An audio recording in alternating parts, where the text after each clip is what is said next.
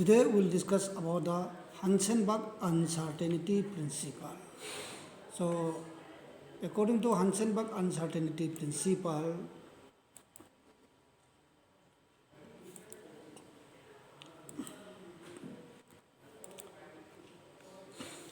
it is possible to determine, it is impossible to determine simultaneously the exact position and the velocity of an electron. Or we can say that, again we can say that it is impossible to determine,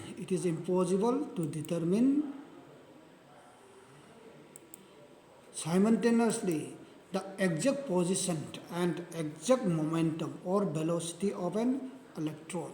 So mathematically, Hansenberg uncertainty principles can be expressed as delta x, means the change in the position, into delta t. This is greater than equal to I by 4 pi. Here delta x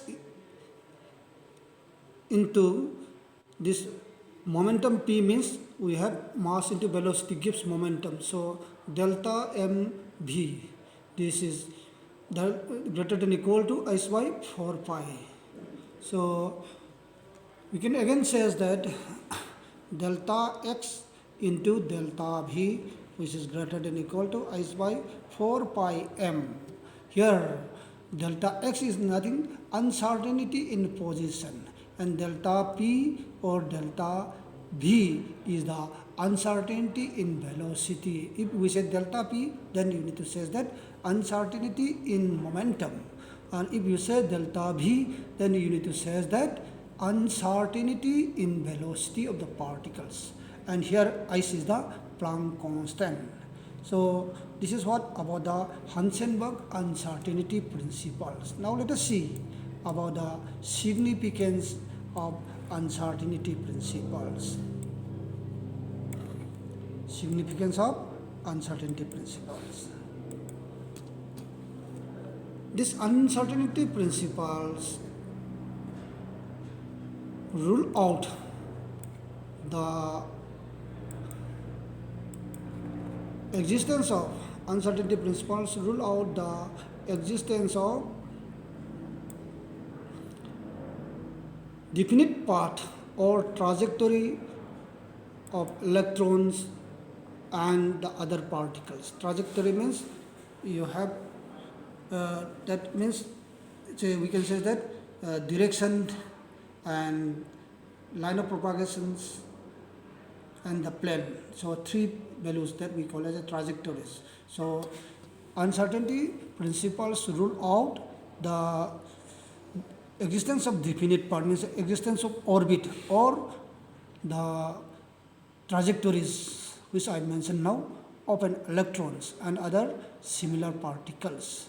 And the second significance is that the effect of Hansenberg uncertainty principle is significant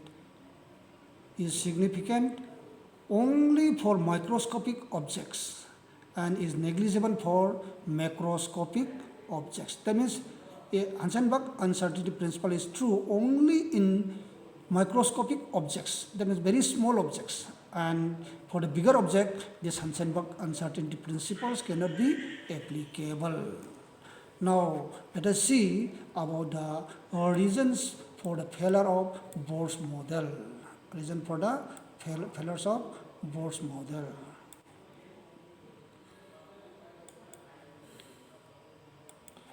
In the first, the wave character of an electron is not considered in Bohr's model. So this makes the failure of Bohr's model. And according to Bohr's model, an orbit is clearly definite part, and this definite part can completely be defined only if both the position and the velocity of the electrons are known exactly at the same time. But this is not possible according to Hansenberg uncertainty principle, which make a conflict in the Bohr's model of an atom. Now, in order to explain this conflict, then the scientists produce another theory, that is what we call as a quantum mechanical model of an atom. According to quantum mechanics is a theoretical science. Quantum mechanics is a theoretical science that deals with the studies of the motion of microscopic objects that have both observable properties like the particle like properties as well as wave like properties. Now, let us see about the important features of quantum mechanical model of an atom.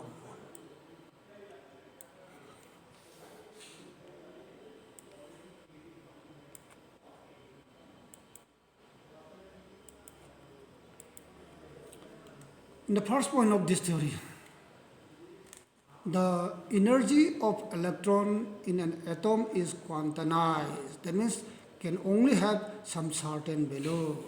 The energy of an electron can only have some certain values. That is the first point of this quantum mechanical model of an atom. In the second, the existence of quantized electronic energy level is a direct result of the wave and particle properties. The existence of quantized electronic energy level is a direct result of wave-like properties of the electron. Wave-like properties of the electron. In the third point, both the exact position and exact velocity of an electron in an atom cannot be determined simultaneously.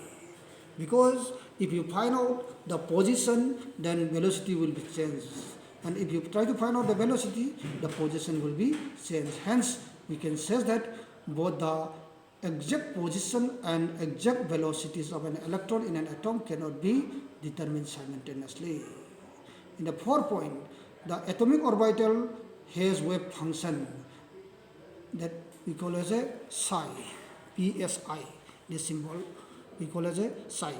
There are many orbitals in an atom. There are many orbitals in an atom. Electrons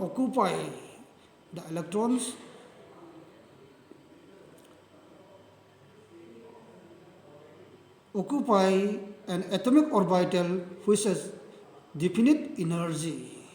The orbital cannot have more than 2 electrons. Means that an orbital cannot have more than 2 electrons.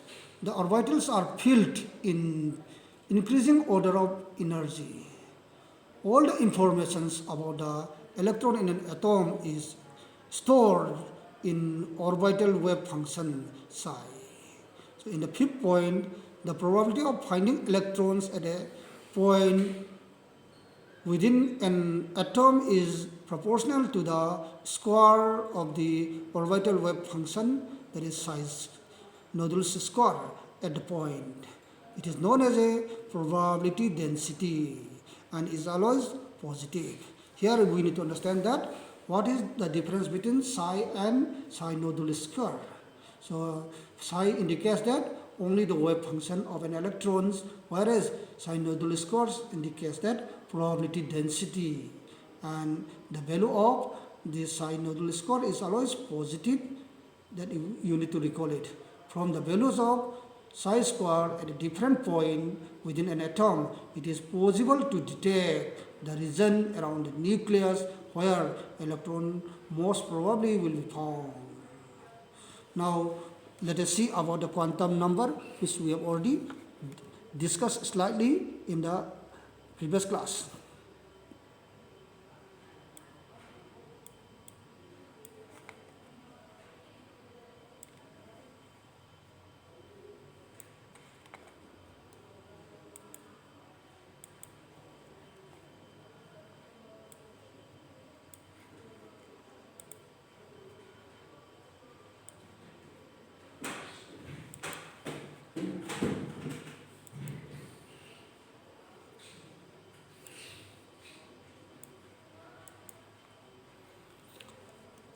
Atomic orbitals can be specified by giving their corresponding energy, angular momentum, which are quantized. That is, they have specific values. The quantized value can be expressed in terms of quantum number. So these are used to complete the information about the electrons, and that is the location, energy, spin, etc. So the quantum numbers are the numbers which we require to express the exact position of an electron in the atomic orbitals. So what are the requirements which we have is location, energy, spin and magnetic properties. So based on this one, we have 4 quantum numbers. First one, principal quantum number, which is represented by n. It is the most important quantum number, since this principal quantum number tells the principal energy level or shell which the electrons belongs. It is denoted by the letter n and can have any integral value except 0. So you have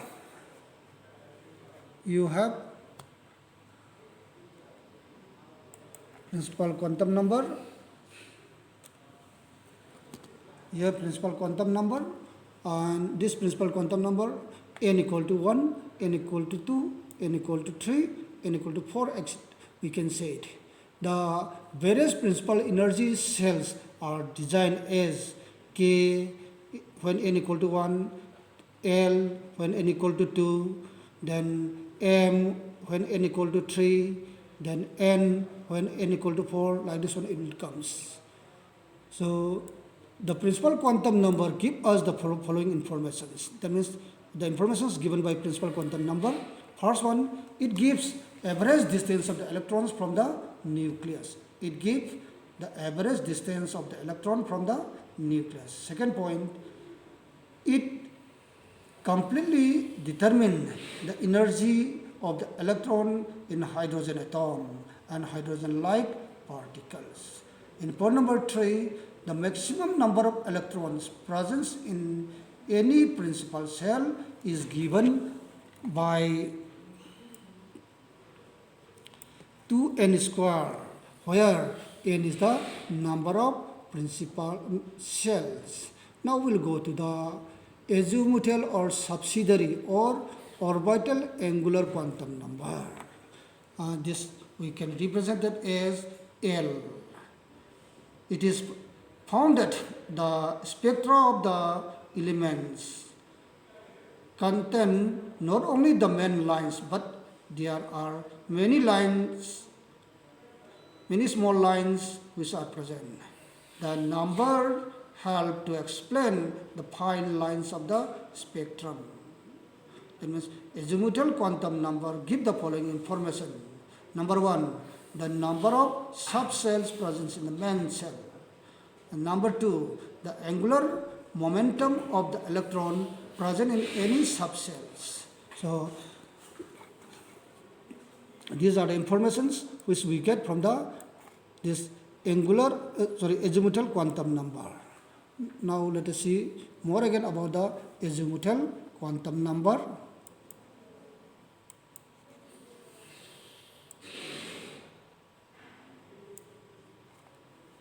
Again, azimuthal quantum number give the relative energies of various subcells. The shape of the various subcells present within the same principal cell. This quantum number is denoted by the letter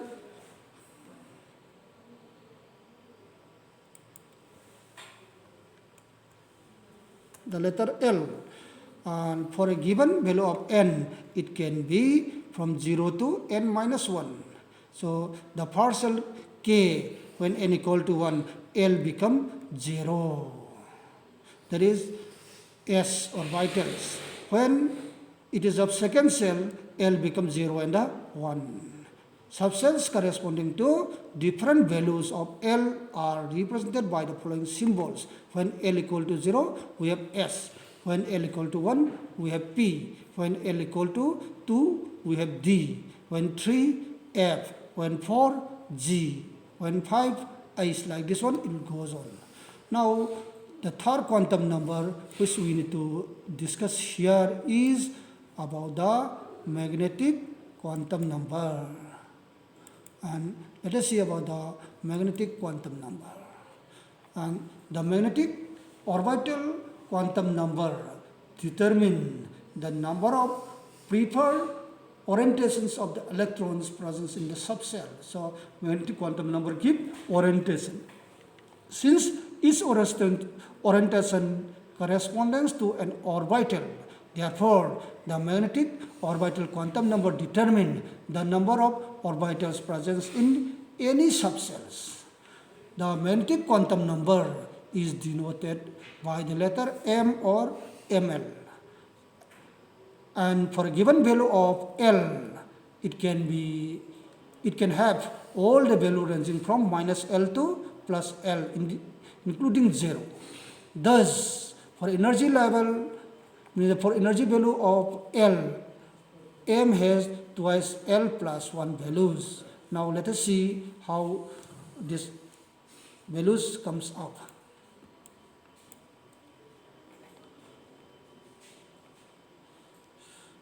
When L equal to 0, so M have only one value 0.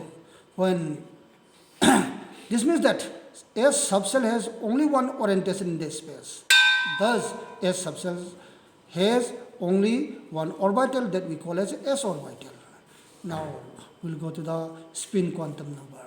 The quantum number that help to explain the magnetic properties of the substance. The spinning electrons can behave like a micromagnet with a definite magnetic moment.